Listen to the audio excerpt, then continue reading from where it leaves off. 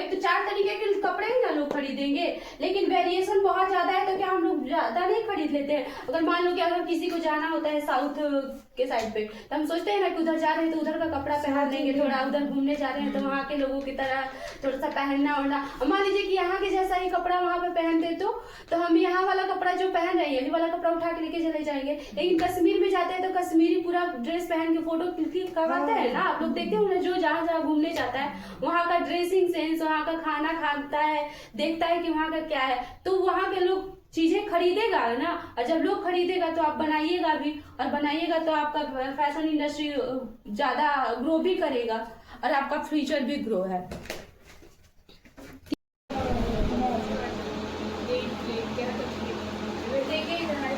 Indian fashion industry का overview, मतलब पूरा ओवरऑल क्या है इंडियन फैशन इंडस्ट्री का, ठीक। तो इंडियन फैशन इंडस्ट्री अपनी विविधता और संस्कृति विरासत के लिए पूरी दुनिया में मशहूर है। अगर आप इंडिया का फैशन देखेंगे और बाकी अदर कंट्री का फैशन देखेंगे तो इंडिया का फैशन काफी ज्यादा मतलब लग्जरी भी है और वेरिएशन भी बहुत ज्यादा है। वेरिएशन कैसे है कि अगर वो कश्मीर में रहता है तो वो अलग पहनता है, अगर वो साउथ की तरफ में रहता है तो वो अलग पहनता है। आप लोग देखते हैं ना, क्यों? क्योंकि यहाँ पे ना वेरिएशन है कि यहाँ का जो इन्वायरमेंट है वो क्या है, डिफरेंट है। जैसे कि कश्मीर में ठंडा पड़ेगा तो साउथ के टाइम में गर्मी पड़ेगा, राजस्थान में कुछ और पड़ेगा, बिहार में कुछ और होगा। तो क्या होगा कि यहाँ के लोगों का रहन सहन खान पान भी बहुत ज्यादा वेरिएशन है। जैसे कि हम लोग बोलते हैं अभी यूपी बिहार इधर के साइड में पूर्वोत्तर जो इंडिया है, तो इधर क्या होगा कि गर्मी पड़ रहा होगा। गर्मी पड़ने की वजह से क्या है, यहाँ पे समर वाला ड्रेस ज्यादा हम यूज करेंगे। अगर साउथ वाले में जाते हैं, साउथ के लोग कैसे कपड़े पहनते हैं, वहाँ पे बहुत ज्यादा गर्मी, मतलब गर्मी बहुत पड़ता है लेकिन ठंड बहुत नहीं पड़ता है। और बहुत गर्मी पड़ने की वजह से उधर के ड्रेस जो होते हैं वो कैसे होते हैं, हम लोग बोल देते हैं कि एक सेकेंड टाइम सेकेंड हमारा आता है रिलीजियस के हिसाब से हम कपड़े पहनते हैं, ठीक।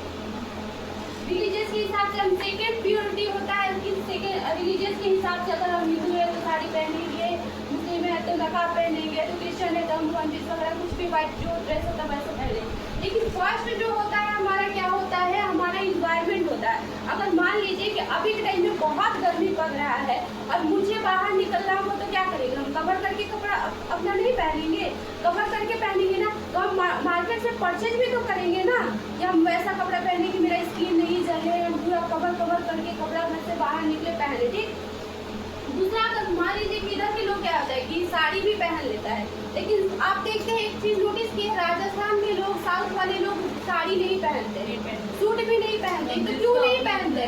उन लोगों का रिलीजियस वैसा है नहीं, वहाँ पे बहुत ज्यादा गर्मी पड़ता है। और मान लीजिए कि वो साड़ी पहनते हैं तो साड़ी थोड़ा सा क्या होता है, बॉडी में चिपका हुआ ड्रेस है, लेकिन जो स्कर्ट होता है वो क्या करता है, वो काफी ज्यादा फ्लेयर जैसा होता है। आप कॉटन पे ज्यादा उन लोग का होता है, लाइट वेटेड उन लोगों का जो स्कर्ट होगा वो लाइट वेटेड होता है, देखेंगे ना, बहुत ज्यादा हैवी नहीं होगा। हाँ, कॉटन टाइप में होगा या फिर थोड़ा सा मिक्स कॉटन होगा, मतलब वो एकदम प्रॉपर क्या होगा कि वो जो कपड़ा पहने उन लोगों के ऊपर का ब्लाउज, जो राजस्थान वाले लोग होते हैं उनका ब्लाउज देखोगे तो फुल होगा, इतना कमर तक होगा। तो वो धूप और धूल से बचने के लिए वैसा वो ड्रेस पहनने लगे, और वैसा ड्रेस पहनने लगे तो क्या हुआ कि उन लोगों का कल्चर ही बन गया वैसे ड्रेस पहनने का, ठीक। सेम हमारा क्या है कि अगर साउथ में जाते हैं तो वो लोग भी लहंगा पहनती हैं, लेकिन उन लोगों का ब्लाउज थोड़ा सा छोटा होता है और वो क्या होगा कि गजरा वजरा लगा के रहती है, तो उधर भी बहुत गर्मी पड़ता है। लेकिन आप सोचो, यही एक्सपेक्ट आप करोगे कि आप कश्मीर में ऐसे लोग पहने?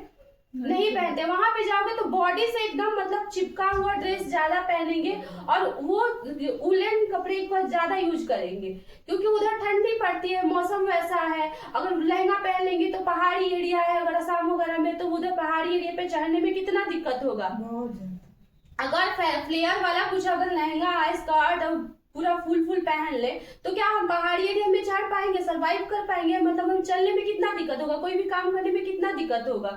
तो इसीलिए वहां के हिसाब से लोग कपड़ा पहनने लगा तो उनको लगा कि हमारा ये रिलीजियस है, हमारा ये ऐसा पहनावा है, इसीलिए हम ऐसा ड्रेस पहनते हैं। तो सेकेंड प्रायोरिटी आता है कि आप उस तरीके का पहनते हैं, लेकिन फर्स्ट प्रायोरिटी आपका क्या होता है, इन्वायरमेंट पे डिपेंड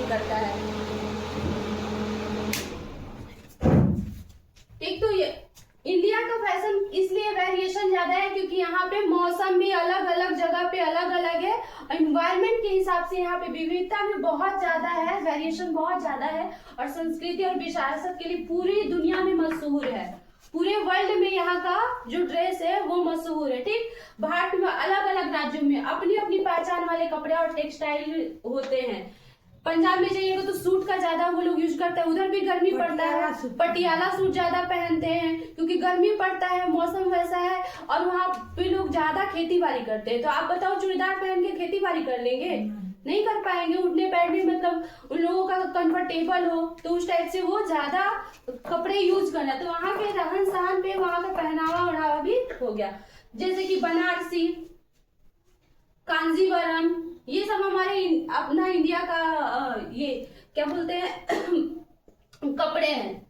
बनारसी, कांजीवरम, बांधनी, चिकनकारी, कलमकारी, ये सब क्या है, हर स्टेट का अपना अपना वर्क। मैं बताई थी ना, हर स्टेट का अपना एक फोक आर्ट होता है, फोक डांस होता है, फोक संगीत होता है, उसके बाद से फोक मतलब अपना वहाँ का कपड़ा भी होता है। जैसे कि अगर बिहार का देखें तो पूरा वर्ल्ड में सबसे अच्छा कहाँ पे सिल्क मिलता है, तो हमारे बिहार में मिलता है भागलपुरी सिल्क। आप लोग सुने होंगे ना भागलपुरी सिल्क। तो हर स्टेट का होता है, जैसे कांजीवरम है तो वो साउथ वाले एरिया में चल जाएगा तो कांजीवरम बहुत साड़ी पहनता है उधर वो लोग।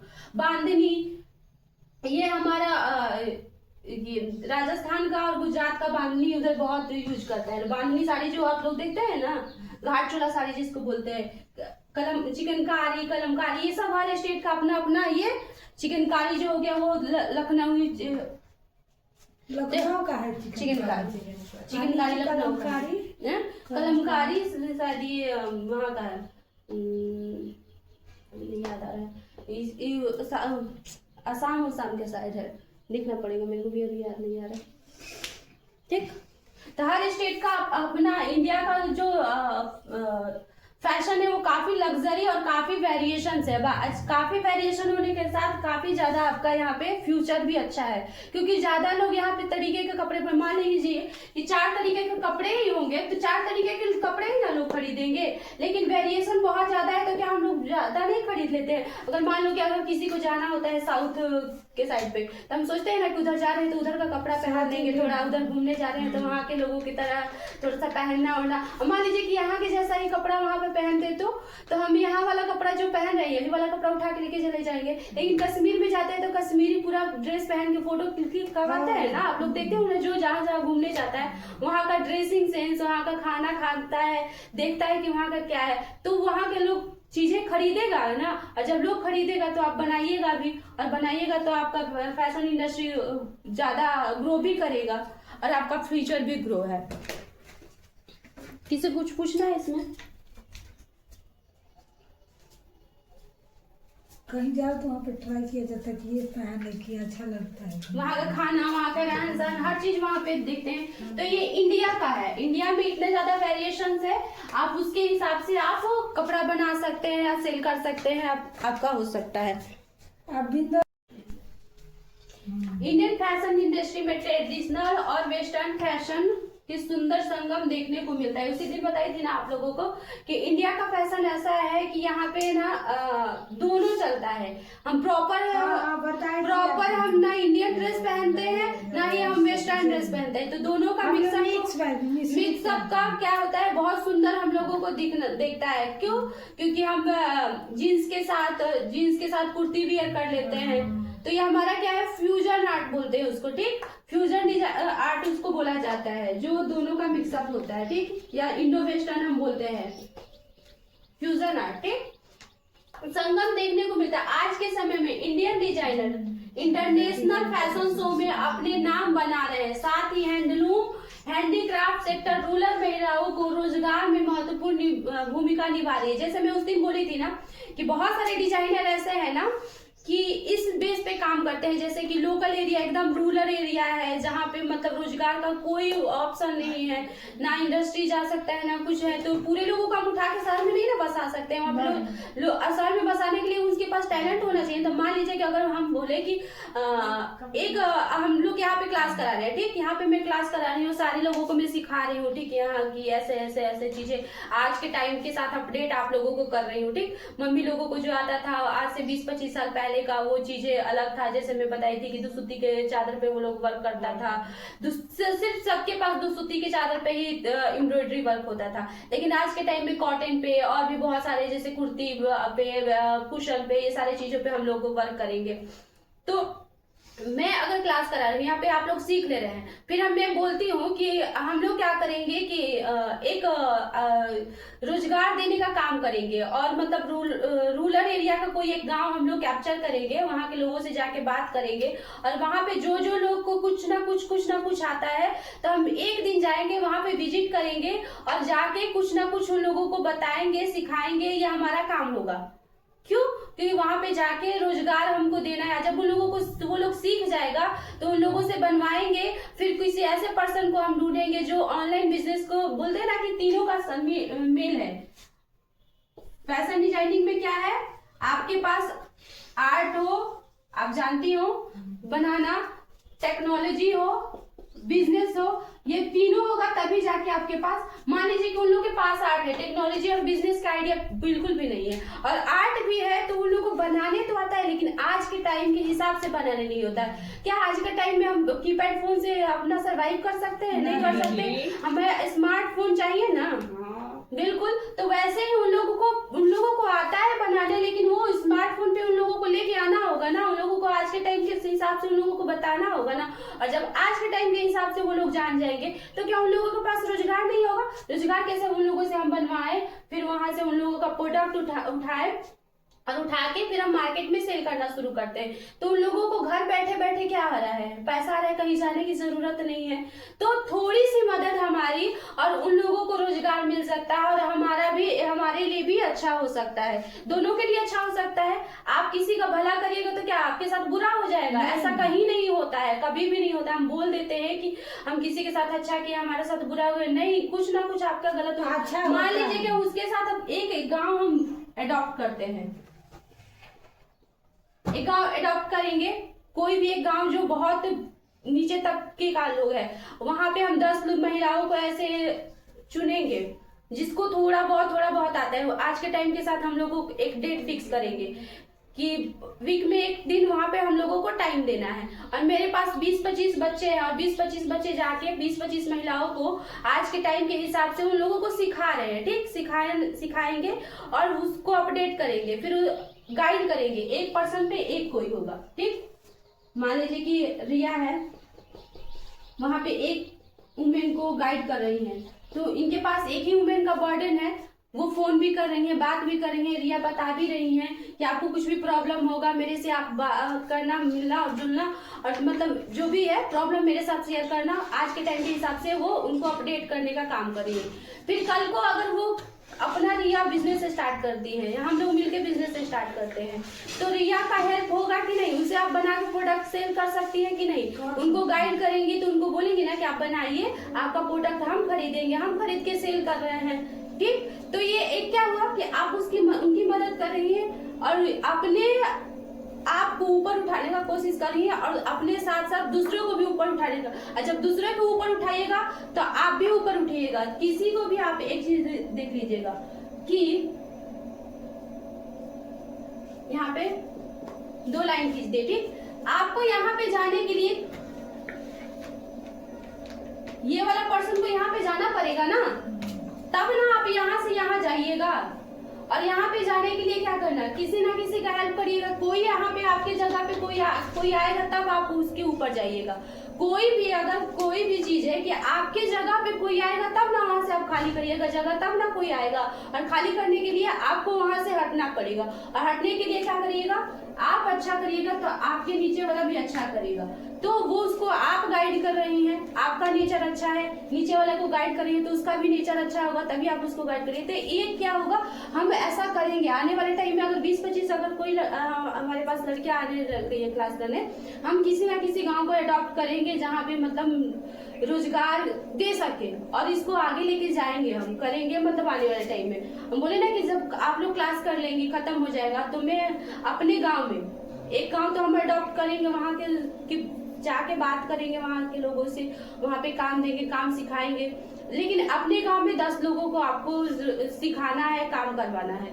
यहाँ पे सीखिए, वहाँ पे जाके सिखाइए। कोशिश करिए अभी से ही कि जो मैं सीख रही हूँ, अगल बगल की जो लड़कियां हैं उनको मैं सिखाऊं, क्योंकि आप यहाँ पे आ रही हैं, हो सकता है 10 लड़कियां जो है वो आप यहाँ पे नहीं आ सके, ठीक, तो आपको कुछ सिखाइए। तो आपको ये माइंड होना चाहिए कि मेरे साथ साथ लोगों को भी भला हो, अच्छा हो, दूसरे के लिए अच्छा सोचिएगा, आपका अच्छा होगा।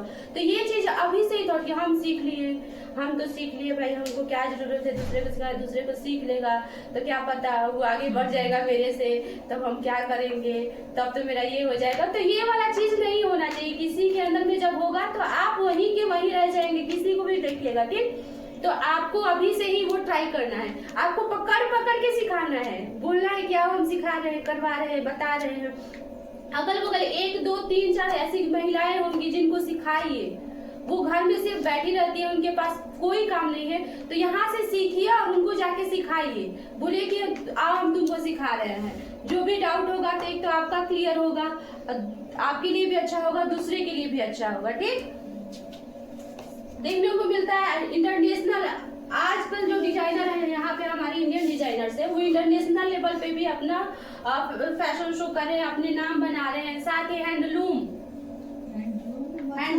और हैंडीक्राफ्ट सेक्टर में रूरल में महिलाओं को जो बोले ना, हैंडलूम और हैंडीक्राफ्ट।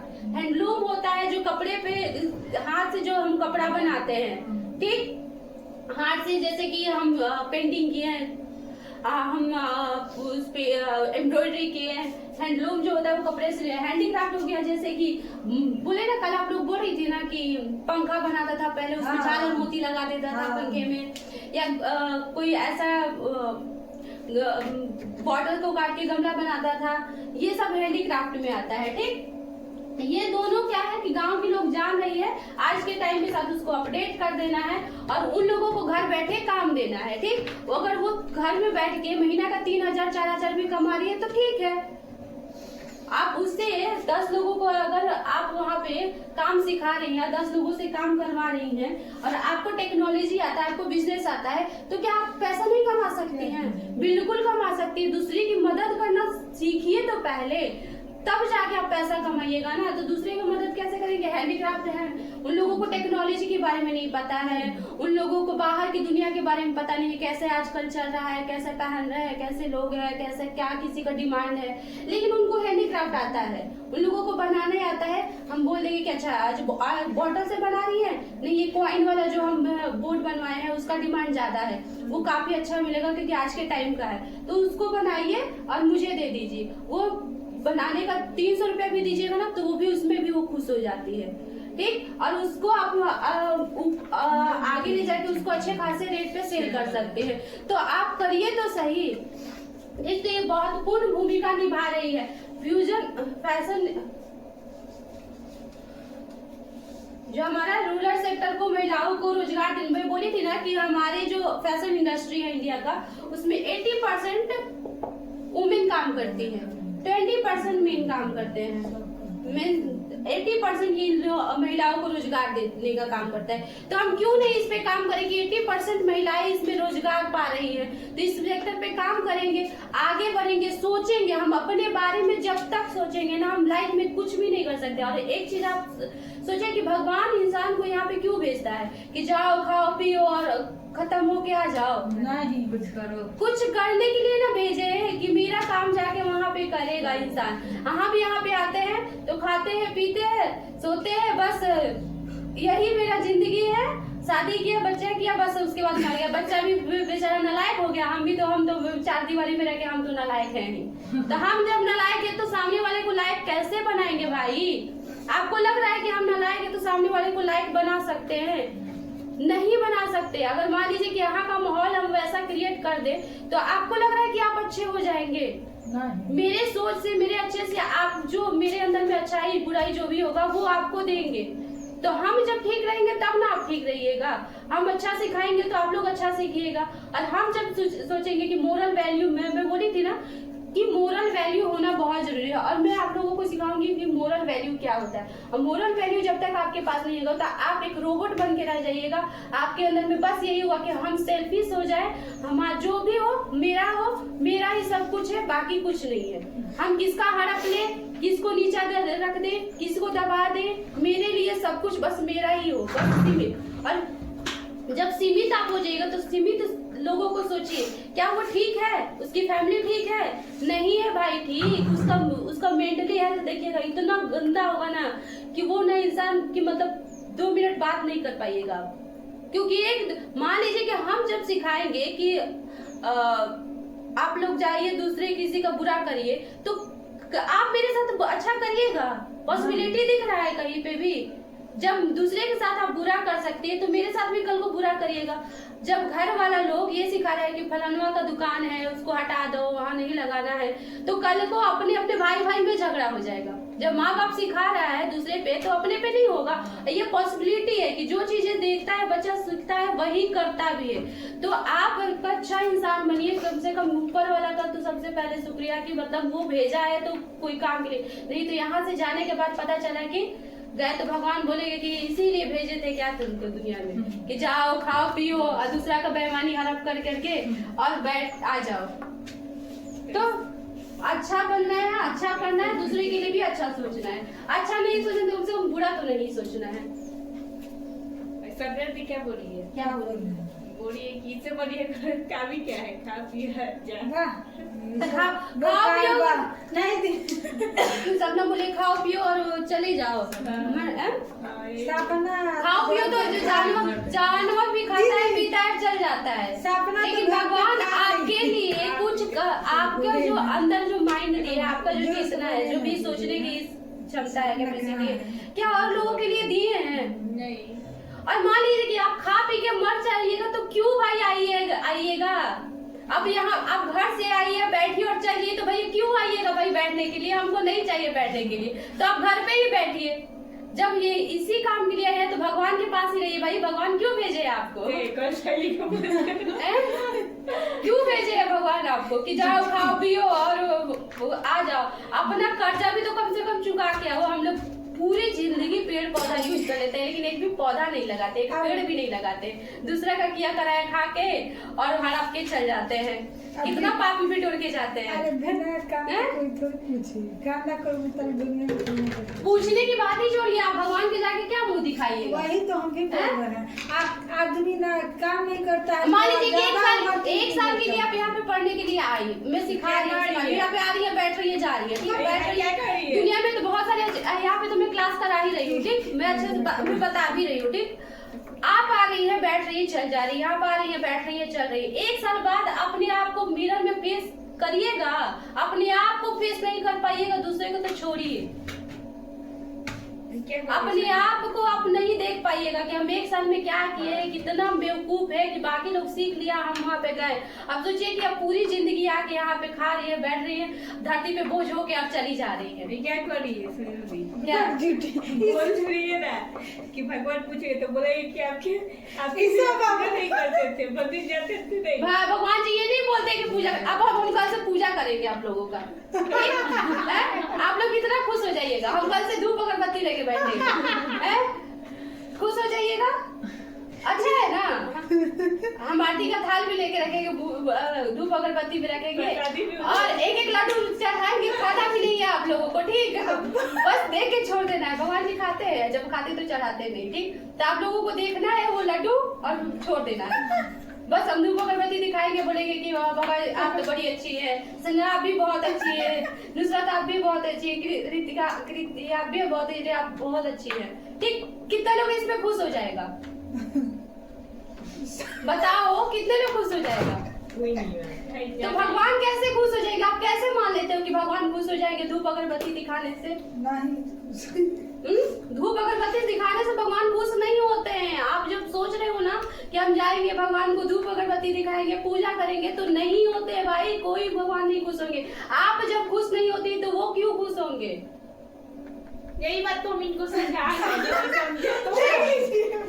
आप कब खुश होंगी जब यहाँ पे आप आ रही हैं, मैं बता रही हूँ, सीख रही हैं, तब ना खुश होंगी। मैं जो बता रही हूँ वो चीज आप फॉलो कर रही है, तब ना मैं खुश हो जाऊंगी कि हाँ मैं पढ़ा रही हूँ और आप सीख रही हैं। नहीं तो कल से आप आइएगा मेरे को बोलेगा लवली दी धूप अगरबत्ती तो आपको दिखा रही हूँ, आप खुश हो जाइए। खुश भैया हम खुश नहीं होने वाले हैं, हम कभी खुश नहीं होने वाले कि मेरे को आइए और धूप अगरबत्ती दिखाइए, नहीं दिखाइए। अब जब हम पढ़ा रहे हैं वो पढ़ के आ जाइए, हम मेरे लिए वही खुशी होगा।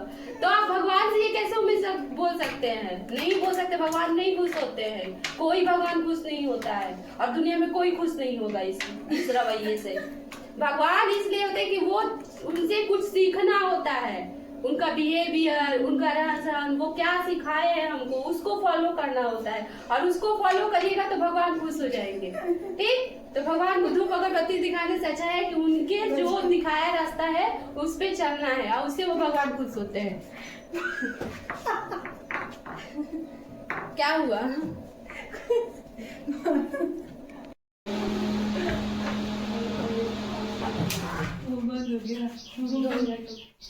फैशन इंडस्ट्री का सामाजिक और आर्थिक महत्व।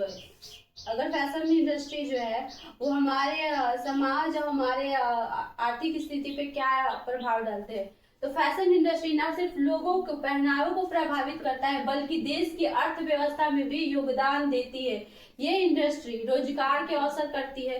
वैसे बताई थी ना कि सेकंड लार्जेस्ट जो रोजगार देने वाला जो सेक्टर है वो गारमेंट सेक्टर है। इसमें सबसे ज्यादा अगर किसी को रोजगार मिलता है तो वो एग्रीकल्चर के बाद जो सबसे ज्यादा अगर देता है तो 75 मिलियन लोगों को हर साल ये देता है, लोगों को रोजगार देता है।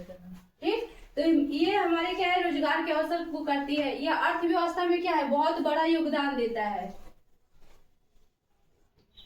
महिला के सशक्तिकरण को बढ़ावा देती है। इसमें 80% वुमेन काम करती हैं और वुमेन काम करेगी तो सेल्फ डिपेंड होंगी, सेल्फ डिपेंड होंगी तो सशक्तिकरण को बढ़ावा भी देता है। एक्सपोर्ट के जरिए देश का इनकम को भी बढ़ाता है। अगर यहाँ से हम दूसरी जगह पे ले जाके अपने प्रोडक्ट को सेल करते हैं और एक्सपोर्ट के जरिए तो क्या है, देश के इनकम को भी ये बढ़ाने का काम करता है। पारंपरिक कला और हस्तशिल्प को ये संरक्षित रखने का काम करता है। जैसे कि अगर मान लो कि फैशन इंडस्ट्री में आप आते हो और आप अपनी सुजनी आर्ट, जैसे कि हम भी कल एम्ब्रॉयडरी पढ़ाए थे तो बोले थे ना कि उसमें सुजनी आर्ट जो होता है वो एम्ब्रॉयडरी होता है, मधुबनी पेंटिंग वो हमारा बिहार का है। तो आप इस पे काम करना शुरू करोगे और काम करना शुरू करोगे तो क्या अपने लिए ड्रेस बनाओगे, उसको एक्सप्लोर करोगे, सेल करने जाओगे, दूसरे कंट्री में ले जाके, तो ये एक संरक्षित रखने का एक जरिया भी है, बहुत अच्छा है। अपनी कला को, अपनी चीजों को हम बचा के रखे हुए हैं। जैसे मधुबनी पेंटिंग है, जैसे कि चिकनकारी बहुत ज्यादा चलता है, लेकिन सुजनी के बारे में कोई नहीं जानता है। सुजनी में हम काम ही नहीं करते हैं तो सुजनी के बारे में कोई जानता ही नहीं है। मधुबनी पेंटिंग में तो जानता भी है, लेकिन चिकनकारी पर बहुत ज्यादा काम होता है तो चिकनकारी को बहुत ज्यादा एक्सप्लोर है, जरी जरदोजी एक्सप्लोर है और सुजनी उतना नहीं है। तो हम जिस पे काम करेंगे, लोगों को पास पहुंचाने का काम करेंगे, लोग इसके बारे में जानेंगे। ये हमारा क्या है, ये समाज और हमारे आर्थिक स्थिति पे ये प्रभाव डालता है। तो सुजनी कौन सा चीज होता है? सुजनी वर्क होता है, कल मैं बताई थी ना, एम्ब्रॉयडरी थ्रेड के हेल्प से हम एक डिजाइन क्रिएट करते हैं, डिजाइन बनाते हैं हाथ से ना, हाथ से वो बनाया जाता है। उसमें ना रन स्टिच होता है। रन स्टिच के हेल्प से ना उसमें सन, पिकॉक, बर्ड्स, ये सारी चीजें बनाई जाती है और उसमें रन स्टिच का ज्यादा होता है। हाँ, रन स्टिच का ज्यादा होता है। कल मैं दिखाए थे आप लोगों को क्या सुजनी आर्ट एम्ब्रॉयडरी वाला दिखाई थी किसी को फोटो, आप ही लोग में दिखाई थी किसी को, मैं दिखा रही थी। हाँ, गुजरात का दिखा रही थी, गुजरात का दिखा रही थी, मधुबनी, उसके बाद पेंटिंग एम्ब्रॉयडरी कल दिखाई थी। हाँ दिखाई थी, दिखाते रहे चिकनकारी वाला